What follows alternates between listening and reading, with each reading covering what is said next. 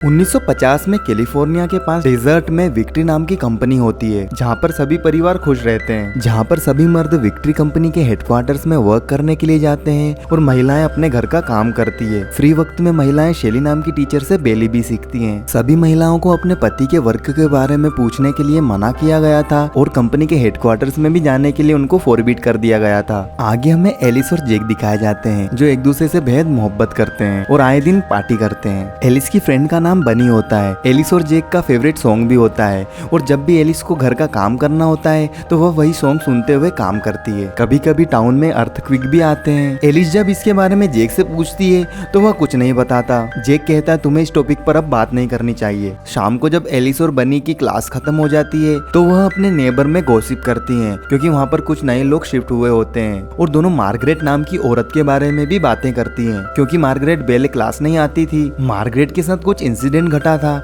इसलिए वह बेले क्लास नहीं आ रही थी। एक दिन जब एलिस अपने गार्डन में होती है तो वह मार्गरेट को देखती है। मार्गरेट को कुछ विजन्स आ रहे होते हैं। एलिस यह सब देखती है लेकिन उसे इग्नोर कर देती है। एक बार एलिस जब किचन में काम कर रही होती है तो वह देखती है अंडों में कुछ नहीं है, सभी एग्स खाली होते हैं। अचानक उसका खाना जलने लगता है। यह सब इग्नोर करके वह खाने को संभालने लग जाती है। कुछ दिनों बाद एलिस जब पूल पार्टी के लिए जाती है तो वह उसका फेवरेट सॉन्ग गुनगुनाने लगती है। तो बनी उसे बोलती है कि मैं थक गई हूँ, अब इसे बंद करो। एलिस को भी नहीं पता होता यह गाना कौन सा है। जब भी यह मेलोडी बजती है तो उसकी आंखों के सामने कुछ इमेजेस आने लगती है, उसे भी विजन्स दिखने लगते हैं, लेकिन वह इन सबको इग्नोर करती है। पूल पार्टी कुछ समय के लिए रोक दी जाती है, क्योंकि शेली और उसका हस्बैंड फ्रैंक, जो सीईओ होता है विक्ट्री कंपनी का, वह कहते हैं उन्हें गर्व है कि उन्होंने सबसे सुरक्षित शहर बनाया है। तभी मार्गरेट उल्टी सीधी हरकत करने लगती है और उसका हस्बैंड उसे समझाने लगता है। सभी ऑकवर्ड फील करने लगते हैं। फ्रैंक आगे सभी से कहता है कि उन्होंने वर्ल्ड को चेंज किया है और वह दुनिया को बता देंगे कि सुरक्षित कैसे रहा जाता है। थोड़ी देर बाद एलिस मार्गरेट को ढूंढने चली जाती है,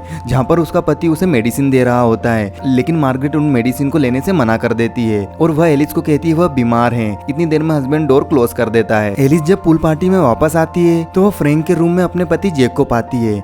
जेक वहाँ पर उससे इंटीमेट होने लगता है और वहीं पर फ्रैंक आ जाता है, लेकिन फ्रैंक को वह इग्नोर करती है और जेक को भी नहीं बताती। अगले दिन जब एलिस शॉपिंग के लिए जाती है तो सभी महिलाएं मार्गरेट के बारे में बातें कर रही होती है। सभी बातें करती हैं कि जब से इंसिडेंट हुआ है, जब से मार्गरेट की ऐसी हालत हो गई है। मार्गरेट अपने बच्चे को लेकर टाउन से बाहर चली गई थी, क्योंकि उसे कुछ विजुअल दिख रहे थे और उसने विक्ट्री कंपनी का रूल तोड़ा था। सजा के तौर पर उससे उसका बच्चा छीन लिया जाता है। सडनली वहाँ पर भूकंप आ जाता है। महिलाएं इस पे ज्यादा रिएक्ट नहीं करती, क्योंकि सभी इससे यूज्ड टू हो चुकी थी। तभी उनमें से एक कहती है कि यह ह्यूमर सही हो सकता है कि सभी मर्द वेपन्स डेवलप कर रहे हैं, लेकिन बनी सबको डांट के चुप कर देती है कि उन्हें सभी हस्बैंड को सपोर्ट करना चाहिए, ना कि उनकी बुराई करनी चाहिए। उसी रात एलिस को वियर्ड सपने आने लगते हैं और अगले दिन उन्हीं सपनों के बारे में वह सोचती रहती है। और वह शॉपिंग मॉल तो नहीं जाती और डेजर्ट का मजा लेने के लिए बस ड्राइवर को कहती है कि वह डेजर्ट और देखना चाहती है। ड्राइवर को यह वियर्ड लगता है। तभी वह आसमान में देखती है कि मार्गरेट के बच्चे के पास जो टॉय था वह आसमान में क्रैश होने लग रहा है। जब वह ड्राइवर को कहती है कि उसे क्रैश हुआ प्लेन देखना है तो वह उसे रिफ्यूज कर देता है,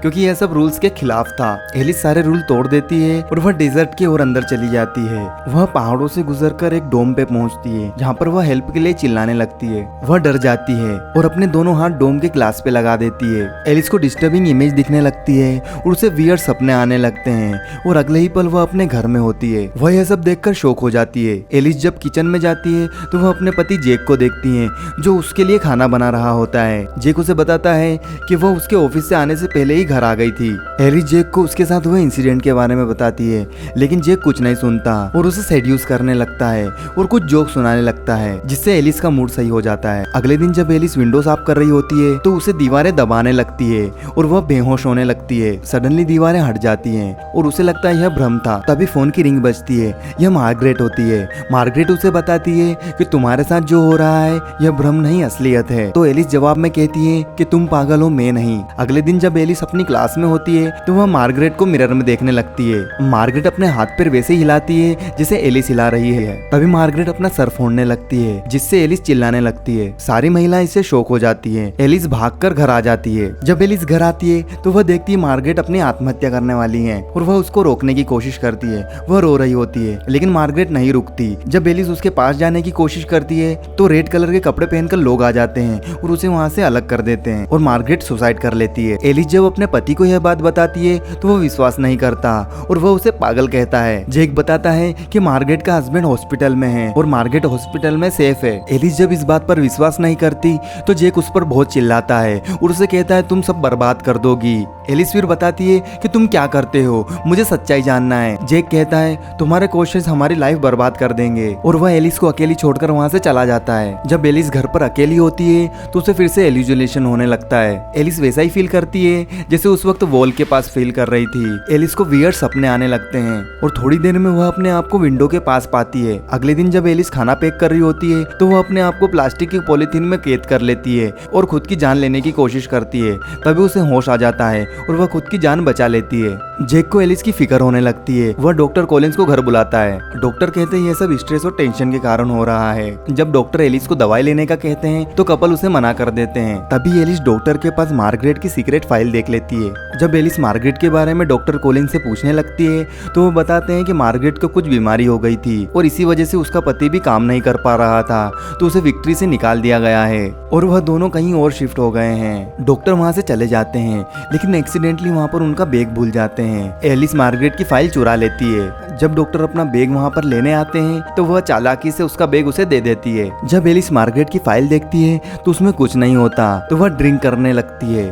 और ड्रिंक करते करते ही नहाने लगती है और मार्गरेट की फाइल जला देती है। एलिस को फिर से वियर्ड ड्रीम्स दिखने लगते हैं और उसकी आंखों के सामने डरावनी तस्वीरें होती हैं। तभी जेक घर आ जाता है और म्यूजिक स्टार्ट कर देता है और शौक से उसकी नींद खुल जाती है। जेक एलिस के पास आकर कहता है कि उन्हें अब बच्चा कर लेना चाहिए। तब एलिस हाँ कर देती है। आगे एलिस और जेक पार्टी में जाते हैं जहाँ पर एलिस को फिर से भ्रम होने लगता है। वह वियर्ड सपने देखने लगती है। एलिस बहुत ज्यादा डर जाती है। तभी फ्रैंक स्टेज पर चला जाता है और वह एक बिग अनाउंसमेंट करने वाला होता है और वह जेक को प्रमोशन दे देता है जिससे जेक बहुत खुश होता है। एलिस का दिमाग खराब हो जाता है और वह बाथरूम में चली जाती है जहाँ पर वह अपने पति के साथ रोमांस कर रही है। यह विजुअल दिखने लगते हैं। तभी वहाँ पर बनी आ जाती है और उसे कहती है तुम अपने पति की इतनी अच्छी नाइट खराब नहीं कर सकती और उसे चिल्लाने लगती है। एलिस बनी को सब कुछ समझाने की कोशिश करती है कि हम सब जो देख रहे हैं वह सब झूठ है, लेकिन बनी नहीं मानती और उसे अच्छी पत्नी होने की सलाह देती है। एलिस के पास कोई चॉइस नहीं होती और वह अपना डेली रूटीन फिर से फॉलो करने लगती है। कुछ दिन ऐसे ही बीत जाते हैं और जेक अपने घर पर एक पार्टी ऑर्गेनाइज करता है जिसमें फ्रैंक भी आया हुआ होता है। जब एलिस कुकिंग करने में बिजी होती है वहाँ पर फ्रैंक आता है। फ्रैंक कहता है वह उसको पसंद करता है। डिनर के वक्त एलिस जेक की जगह पर बैठ जाती है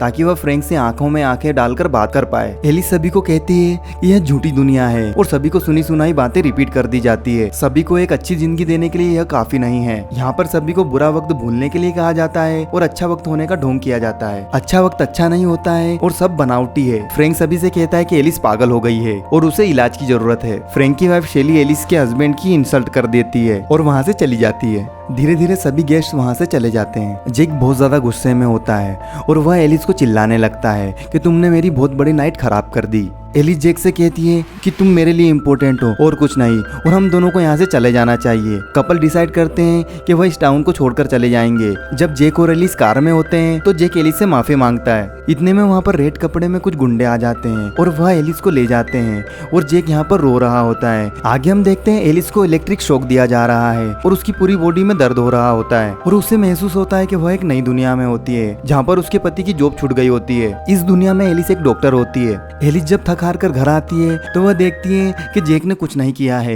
वह उसके लिए डिनर तक नहीं बना सकता। जब जेक उसके साथ इंटीमेट होने की कोशिश करता है तो वह मना कर देती है। जेक अपने रूम में चला जाता है और फ्रैंक की पॉडकास्ट सुनने लगता है जहाँ पर वह लोगों को मोटिवेट करता है। अगले ही पल हमें दिखाया जाता है एलिस हॉस्पिटल में होती है और उसे कहा जाता है वह फिक्स हो गई है। एलिस की जिंदगी पहले वाली हो जाती है। वह रेगुलर लाइफ रिपीट करने लगती है जैसे वह पहले रहती थी। वक्त गुजर जाता है। वह जेक को एक गाना गुनगुनाते हुए सुनती है और इस गाने से उसे उसकी पुरानी मेमोरीज याद आने लग जाती है जहाँ पर वह देखती है उसे फ्लोर से खींचा जा रहा है। जिस जेक को वह विजन्स में देखती है वह रियल है और वह विक्ट्री प्रोजेक्ट का पार्ट है जहाँ पर जेक परफेक्ट लाइफ को चुन सकता है। आगे हम देखते हैं जेक के पास एक मशीन होती है जो इंसानों को वर्चुअल रियलिटी से कनेक्ट करती है। एलिस उस मशीन से 24 घंटे कनेक्टेड रहती है। जो लाइफ एलिस विक्ट्री में जीती है वह एक कंप्यूटर जनरेटेड प्रोग्राम होता है। जेक अपने आप को कुछ घंटों के लिए ही उस मशीन से कनेक्ट करता है और वह विक्ट्री की दुनिया में काम पर जाने के बहाने बाहर आ जाता है और एलिस की बॉडी का ख्याल रखता है और फ्रैंक की मशीन को पे करने के लिए एक छोटी सी जॉब करता है। अगला सीन हमें विक्ट्री का दिखाया जाता है जहाँ पर एलिस को सारी सच्चाई पता चल जाती है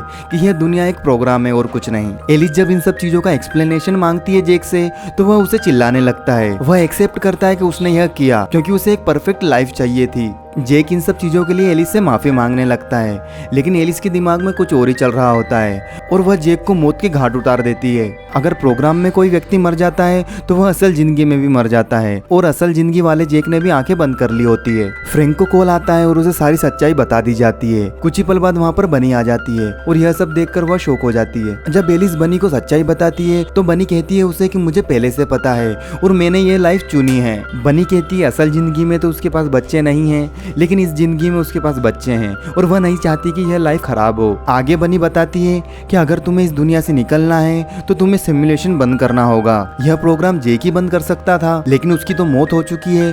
अब तुम्हें इंटरनल प्रोग्राम बंद करना होगा और तुम्हें उसी डोम के पास जाना होगा जिस डोम के पास तुम कुछ दिनों पहले गई थी। सभी महिलाओं को सच्चाई का पता चल जाता है। सारे मर्द एलिस को रोकने की कोशिश करते हैं, लेकिन उनकी वाइफ उन लोगों को रोक लेती है और एलिस को मौका दे देती है ताकि वह अपनी कार से डोम के पास जा सके। एलिस इस झूठी दुनिया से बाहर निकलना चाहती थी और इस दुनिया को वह खत्म करना चाहती थी। फ्रैंक के गुंडे भी उसके पीछे पड़ जाते हैं, सारे उसका पीछा करने लगते हैं। सभी गुंडे एलिस को रोकने का बहुत प्रयास करते हैं, लेकिन वह नहीं रुकती। फ्रैंक सभी गुंडों को फोन से कंट्रोल कर रहा था, तभी एक चाकू से उसकी वाइफ उसका मर्डर कर देती है। एलिस किसी तरह उस डोम पर पहुंच जाती है। एलिस को जेक की मेमोरीज रोकने लगती है, लेकिन वह नहीं रुकती। वह डोम को दोनों हाथों से छू लेती है और अपने आप को इस झूठी दुनिया से बाहर निकाल लेती है और मूवी यहीं पे खत्म हो जाती है। Thank you for watching.